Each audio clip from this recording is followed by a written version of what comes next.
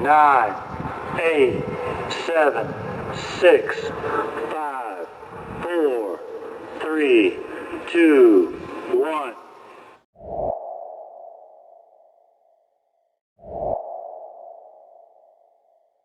Is a good channel.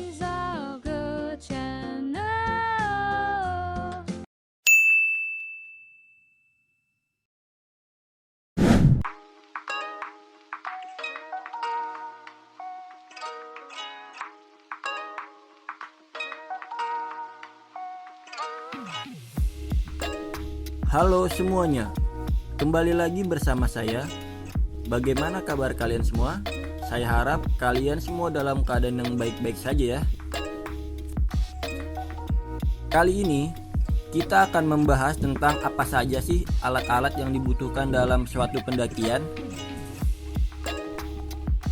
Aktivitas naik gunung belakangan ini jadi salah satu pilihan menarik untuk hangout bersama teman tongkrongan. Banyak yang mengatakan bahwa gunung adalah tempat yang ideal untuk menelanjangi sebuah jalinan pertemanan. Selain itu, rekreasi hiking ke gunung juga bisa memperkaya wawasan terhadap panorama alam yang indah loh. Wawasan ini pun dapat digunakan untuk aktualisasi feed Instagram agar terlihat lebih indah. Semakin indah, semakin banyak likes dan followers.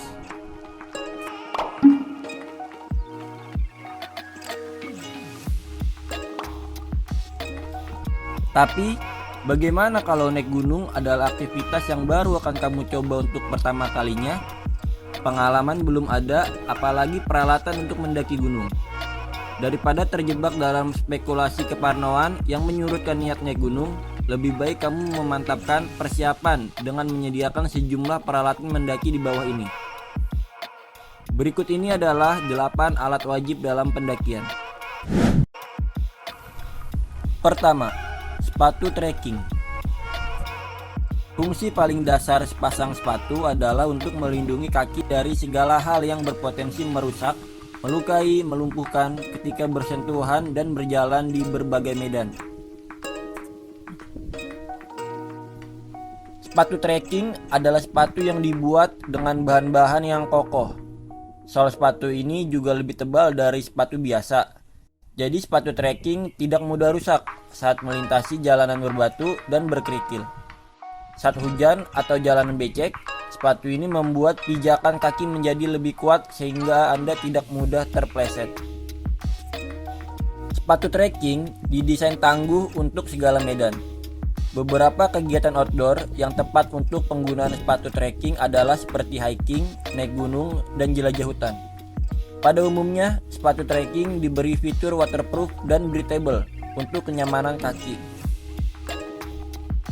Anda disarankan untuk memakai sepatu trekking ketika akan melakukan kegiatan outdoor.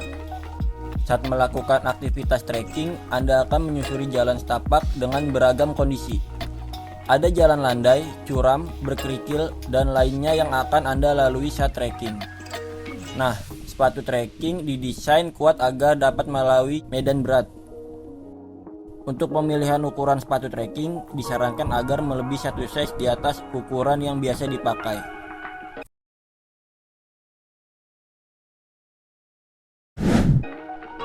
Kedua, tas gunung atau carrier. Carrier atau carriel biasanya dipakai oleh para petualang seperti pendaki atau traveler. Secara khusus, tas gunung ini memang didesain untuk membawa barang banyak dan berat. Tidak hanya itu, tas ini juga memberikan kenyamanan penggunanya agar tidak mudah lelah di pundak. Busa hingga aluminium menjadi bahan yang digunakan pada tas ini untuk menyangga dan membuat stabil saat digunakan. Tas jenis ini memiliki banyak ukuran dengan satuan liter, mulai dari 40 liter hingga 100 liter. Tas carrier punya posisi yang sangat vital untuk aktivitas mendaki gunung. Tanpa tas tersebut, kamu tentu tidak bisa membawa segala macam kebutuhan, mulai dari berangkat sampai pulang. Karena berfungsi sebagai media penyimpanan, maka durabilitas adalah aspek yang cukup krusial. Idealnya, Tas carrier sebaiknya juga punya kapasitas yang sesuai dengan jumlah barang yang akan dibawa.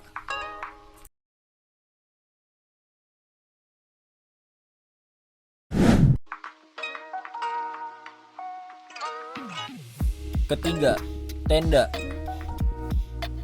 Tenda adalah tempat pelindung yang terdiri dari lembaran kain atau bahan lainnya yang melekat pada kerangka tiang atau menempel pada tali pendukung. Selayaknya fungsi rumah, tenda juga berguna sebagai tempat berlindung dan beristirahat dengan nyaman, tanpa perlu memikirkan apa yang terjadi di luarnya. Ada banyak ukuran, bentuk, jenis tenda yang beredar di pasaran. Tapi kalau ingin kenyamanan maksimal, tenda yang ideal mesti dibuat dari bahan berkualitas yang bisa menahan panas dan hujan.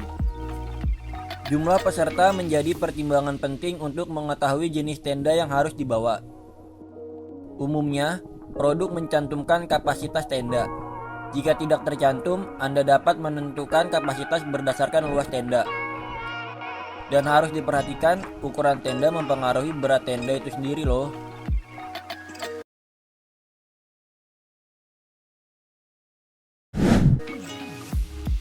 Keempat, jaket outdoor. Jaket adalah jenis baju luar yang menutupi bagian leher hingga pinggang atau pinggul dengan bukaan di bagian depan. Bagi yang menyukai kegiatan di luar ruangan, terutama yang hobi mendaki gunung, jaket adalah kebutuhan yang sangat penting. Memakai jaket ketika berada di luar atau saat mendaki gunung akan melindungi kulit dari sengatan matahari secara langsung dan melindungi tubuh dari hawa dingin. Manusia umumnya tidak dapat bertahan lama pada suhu dingin. Makanya, jaket outdoor yang menghadirkan kehangatan sangat penting dibawa ketika mendaki gunung.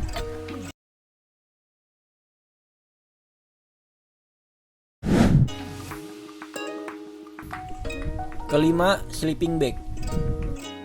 Sleeping bag atau kantong tidur adalah alat yang digunakan sebagai alas tidur saat melakukan aktivitas outdoor. Sleeping bag yang berkualitas dapat menjaga suhu tubuh sehingga kamu bisa beristirahat dengan nyaman meski di alam terbuka. Akan nikmat rasanya jika tidur beralas kain yang empuk dan hangat setelah sebelumnya mendaki jauh melewati medan terjal di gunung.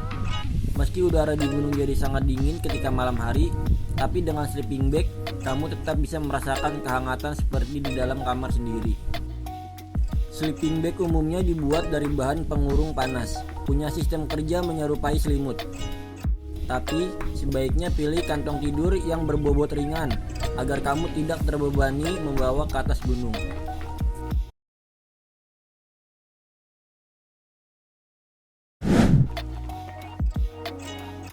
Keenam, nesting atau alat masak.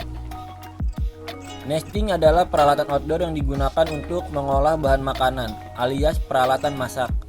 Meski sedang berada di tengah hutan belantara atau di gunung, asupan makanan jangan sampai terlewat.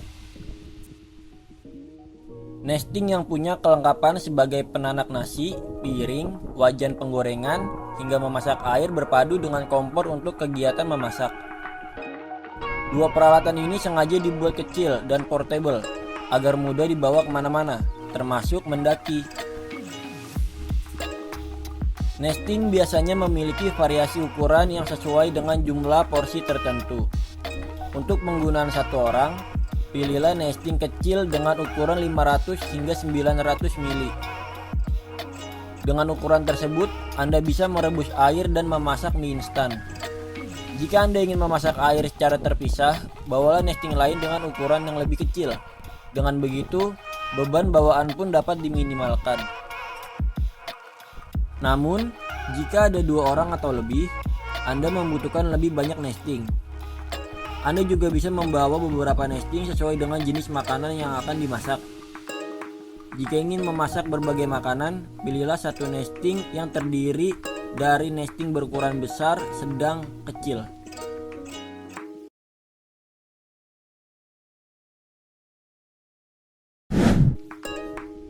Tujuh, headlamp atau senter.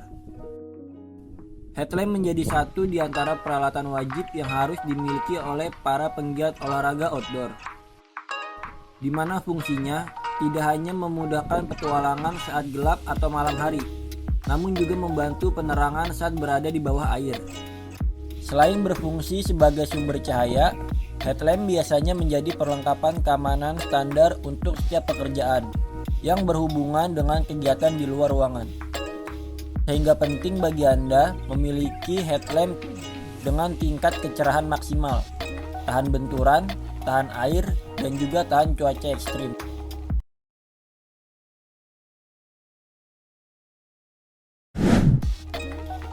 8. Trekking pole. Trekking pole adalah perangkat berbentuk tiang yang mendistribusikan berat pijakan kaki dan membantu menopang kaki.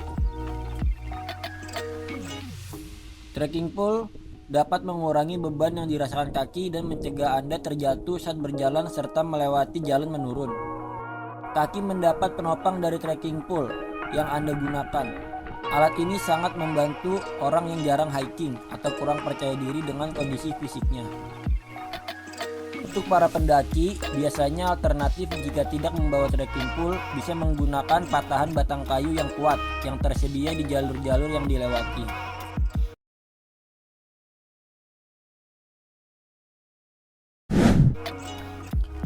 Terima kasih sudah menonton video singkat ini. Itulah 8 alat wajib yang harus kalian bawa untuk mendaki gunung.